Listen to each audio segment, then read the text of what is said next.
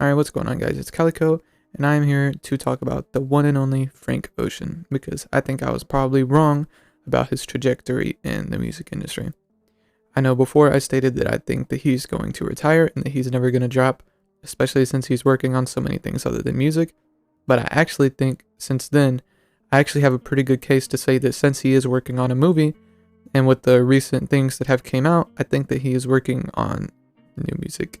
And I think he's working on that movie as another way to either promote or to use the music itself to promote the movie. I think either way, like, it could go one way or the other. You know, the movie promotes the songs or the songs promote the movie. I think it's more likely that the songs promote the movie though. But regardless, I think that Frank Ocean is definitely working on new music. I mean, we actually got a snippet recently, which is huge from Frank Ocean to get a snippet.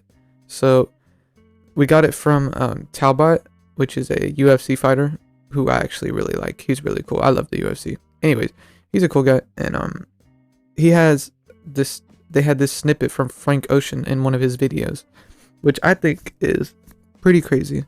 And yeah, the snippet is absolutely heat. I don't know if you heard it. If you haven't heard it, go listen to it. It's fucking fire. It's amazing. Absolutely heat. But he had it in the back of this video for his YouTube channel, and it's really interesting because we haven't gotten a snippet from Frank with like actual like music like from him in forever. Like, we get leaks and stuff sometimes, but never like actual snippets from Frank. So it's very rare to see and very surreal to see a snippet from Frank Ocean in 2025. Especially with him working on this quote-unquote movie, which, you know, I don't know how that's going, but, you know, it's going.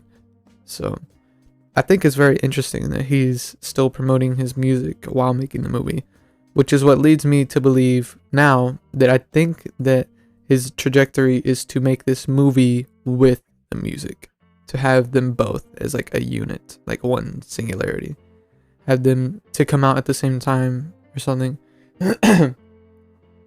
But I think that that's where he's taking it, like putting them both out at the same time, like having the movie in the songs, like not the movie in the songs, but the songs in the movie, and then sometime after the movie he would put out the movie soundtrack, which would be the album.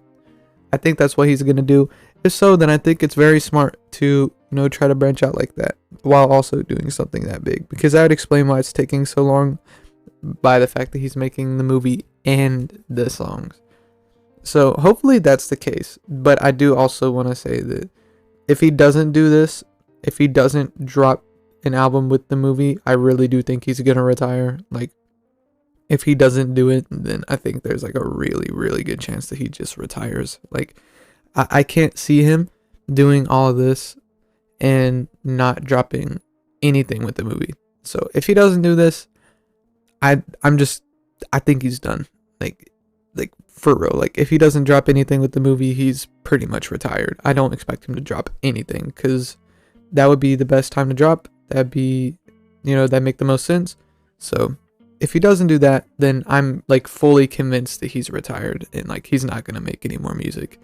And, you know, the snippets will just be snippets and the leaks will just be leaks, and he's just done. He's not gonna make any more music and like drop it on a streaming service for us to listen to in an album setting. So hopefully that isn't the case, and he does drop the album with the movie, or just, you know, one right after the other. Like, maybe he drops the movie and then announces the album, or like, yeah, or maybe he drops the album and then he announces the movie, you know, one of the two. Hopefully that's the case and he doesn't just retire, because I actually really, really enjoy his music, which kind of sucks. I always like hope that his snippets sound bad and like hope that his leaks sound bad, because I'm tired of like enjoying artists and really liking an artist that just doesn't drop. That's why I like Tyler the Creator so much, because he has a very consistent time frame of when he drops, with that 2 to 3 year time span, and he's very consistent. So that's why I started liking Tyler the Creator in the first place, because I don't gotta worry like, oh, is Tyler gonna drop this decade? Is Tyler gonna drop this century? Like, yes, he's gonna drop in like 2 years, 2 to 3 years, guaranteed. So I hate like liking an artist that never drops. This is why I don't like to listen to a lot of new music, because people seem to forget why you're liking an artist for the first place, which is for the music and not the artist, which is fine to like the person, you know. But at one point, are we going to say that we just like the person as a person as opposed to liking the art? Because if you really look at that way, you know, a lot of these people that we quote unquote listen to, we don't really listen to. We just like them as a person, so we follow them. Anyways, I really hope that he does drop this album, and I really hope that he does it within this decade. And I really like hope that that's the case, because I don't like waiting forever for music. That's really lame, in my opinion. You know, 2 to 3 years is a good time span, but you know, when you're going past the decade mark, or like nearing the decade mark, you know, you need to reevaluate what you want to do, because at that point you are not making music enough. Like, don't be Cardi, where he waits like fucking 5 years and then drops absolute dog shit in a 30-song album, and there's only like one good song. At that point, you could have cut that up into like 2 or 3 albums. But no, you waited and decided to make this out of all that time and work. And you fumbled. You fumbled all that hype over nothing, just because you didn't want to drop.